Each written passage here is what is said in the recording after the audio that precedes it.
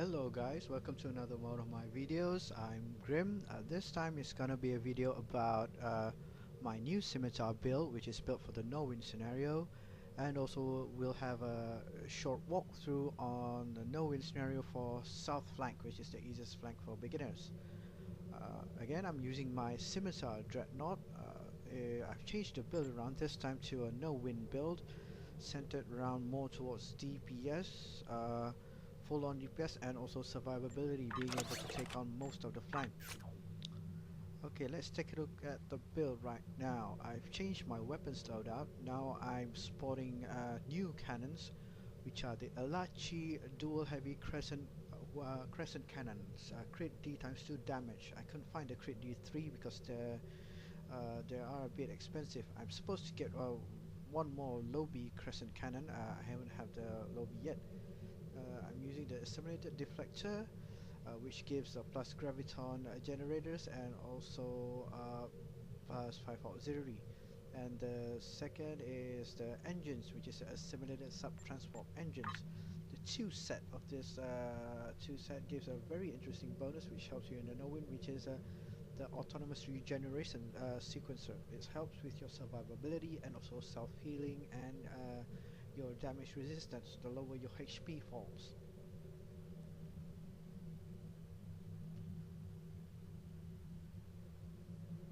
Alright, moving on. Next is I'm using is a fleet warp core. This warp core, what's so great about it is it gives plus power to shields and auxiliary. Another thing is the weapons capacity, that's the basic stuff. Another is the 3.4% all damage plus on each subsystem with 75% power or more. This is very important for this build because this build will be boosting all the power levels as high as it can. My shields, I'm using the fleet adaptive resilient shields, and then for my aft weapons I'm using the heavy biomolecular turret. These are the stats, pretty basic. It's a 2 set. I'm using the 2 set for this because it gives the plus damage to disruptor weapons. And then another turret is the advanced fleet turret, and also the cutting beam, which is also a 2 set, the Omega 2 set with its counterpart, the universal assimilated module. My other consoles include this one is very important for this build, is the plasmonic leech. The plasmonic leech gives a plus weapons plus power all across the board. Every time you hit on your target, it stacks, so your power levels are going to go up really high on all across the board. And also others, I'm using this one, the binaural infusion circuit. This one gives me a plus towards my critical severity. It's supposed to be a 2 set, which is the 2 set is plus another additional 7.6 disruptor damage, but I need to get the heavy crescent wave cannon for it. Okay, for my tech consoles, I'm using the 5 disruptor vulnerability locators, and also the other one is the elite Romulan drone ship. Another one console I haven't showed is the Valdor console, the frequency absorptive shield generator module, which helps you a lot with shield healing. And also these are my basic stats on my ship. As you can see, it's not phenomenal, but it does the job really well in no-win scenario. Okay, next let's take a look at the stations. For my science station, I have a Romulan with superior operative. First skill is hazard emitters. This is for healing, self-heals, and also the transport. Next up is the tractor beam repulsors. This is also an important skill. It helps with pushing away the ships and also the dreadnoughts if they get too close. And lastly is the gravity well. Secondly, I have a Riemann engineering officer. He's sporting emergency power to shields. This helps with boosting the power levels and also self-healing. Next is a Romulan operative, a tactical officer, cannon scatter volley, 2 copies and 1 beta 3. Okay, next is the my engineer emergency power to weapons, plus 10% energy damage and plus 20 to weapons power, and also the all-important auxiliary to emergency battery, plus 24.3 to weapons, shields, and engines. This is helps with your power levels and also the cooldown. So we'll go into that a bit. And then last is science officer with transfer shield strength and science team for shield heals. Let's take a look briefly at the skill tree. It's basically an all-out energy weapons with pushing everything on energy weapon specializations and accuracy, none on projectiles, with moderate amount on power levels, basically boosting up power levels for weapons, auxiliary, and others. Another thing, since we are using the plasmonic leech, we need to max out this one, the starship flow capacitors. This will help the plasmonic leech drain more power, and also the graviton generators to help you in the no-win with your gravity well. It helps with the suction or stickiness of your gravity well. So that's basically it. Another thing, remember I said about the 3.4%. So with plasmonic leech, all your power levels are gonna be full on up. If you slam the auxiliary to battery, is gonna boost everything up. With plasmonic leech, all the engines, shields, and weapons will be full on up. And sometimes when auxiliary power, auxiliary to bat is on cooldown, so will your auxiliary will be very thus increasing your damage by quite a bit. Alright, next up, alright, let's take a look at our duty officers. These are not optimal, not what you have to bring, but this helps a lot. First off, I have a con officer, which gives me recharge time on a tactical team and buff. Next is Dick Crop, energy weapons officer.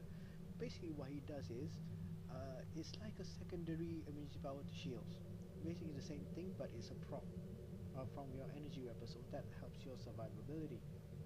Next up is a warp core engineer, chance of temporarily improving a ship power or use of any emergency power ability. This comes into play whenever you use emergency power to weapons. When it does proc, it will boost all your power up, thus again helping with the singularity warp core. And then 3 technicians are the linchpin of any auxiliary to battery build. So that's basically it. My build, we'll see how it goes in Infected in a bit. Hi guys, we're now in no-win scenario, just started up. I'm running with guys from the Spock's Protege channel. This will be a quickie run. I'm going to do the easiest flank, which is south. It's an introductory video so that people that hasn't had enough or a lot of experience on south can see basically what's going on and learn about what to do. Alright, when you start, it's very good idea to pin the transport on your HUD so that you can see it at all times, and also see the distance so you can gauge how far you are everywhere. At the start of the run, the only wave that's going to come is from north. It's a good idea to go out about 6 to max is 7 kilometers out, because they will then walk in front of the base, then you can blast them. Like so. Alright, after the initial wave 1, wave 2 will come from east and west. It's 2 small waves, first small wave and then followed by a second slightly bigger one. Usually what people do is just spread themselves out and help to DPS these 2 incoming waves.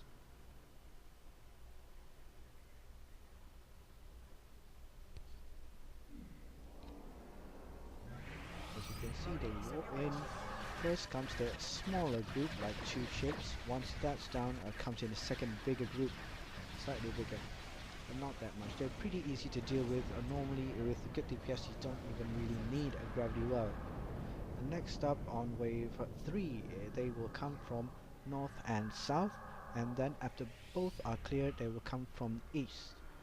So since we are handling south, we're gonna maintain or grab the south flank more.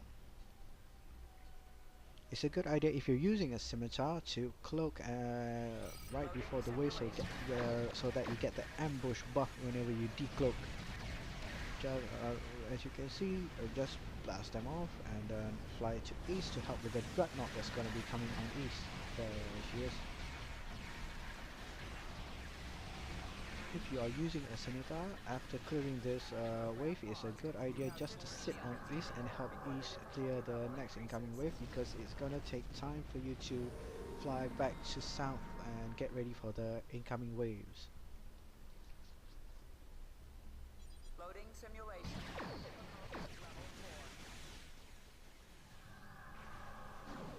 Okay, clearing up. Once that clear, you may they come next time. Just clear them off. Pretty quick, pretty simple. Once that done, you can start making your way towards your flank.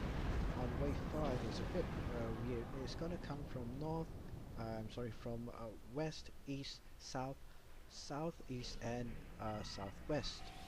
Not from north. North is gonna be only only have some warheads later on. So usually what north will do is he'll help west or some other flank or take out some of the special flanks. As you can see, I'm not using gravity well that much because this ship has a lot of DPS, but downside is they might get away from me like this destroyer escort right here. Let's see if I can just get it. Yeah. There we go. Alright. Okay, it's a very good idea to try and get back into position. For south, it's best to be about 3.8 to 4 kilometers from the civilian transport. I'm too close because one of the dreadnoughts gravity well the transport, and I'm stuck trying to get away.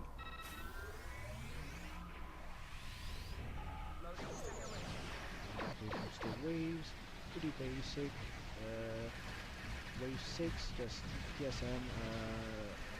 Don't even really need gravity well if you have enough DPS, but if you don't, then start using your gravity well a lot.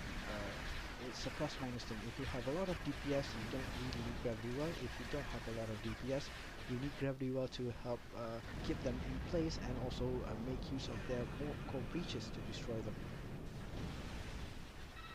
Right now I'm trying to get back into a good position level with the transport, so that if I need to try to beam faster them, they won't go up or down, thus making it harder for me to kill them. Next wave is wave 7. Remember, on wave 7 for south and west, they are going to come late, so you do not need to buff up when the timer reaches 2 or 1. Instead, just wait for it. Once you see the missile platform spawn, that means they are about to come. There we go, so here they come. Since they're a bit scattered, I'm gonna gravity well on this wave so that they're more collected. There we go, and just as you hear DPS, a good idea to move in, not too close though. Remember, once the warheads start coming in, it's gonna shoot you and deplete your front shields. And some races, they have top spread like the Jamhada. If your front shields are depleted, once they top spread, you are going to die. Right, for scimitars, it's a good idea not to turn around much, just turn towards whatever it needs help with, and then try to use your turrets and pets. Wave 8. Wave 8 is not that many ships, you don't really need WL, so just DPS them out. It's a good idea to stay within 4 to 5 kilometers from them so that you get maximum damage. You can go closer, but then at the compromise of being too close to the warheads. So the warheads might start hitting you early on, so you might get damage or blow up from when the ships actually start shooting at you. Just make sure the warheads don't hit the transport and turn around every so often to check out what's going on. Everything's pretty much clear. There's just one siege destroyer there, pretty far off. Probably check the booming process.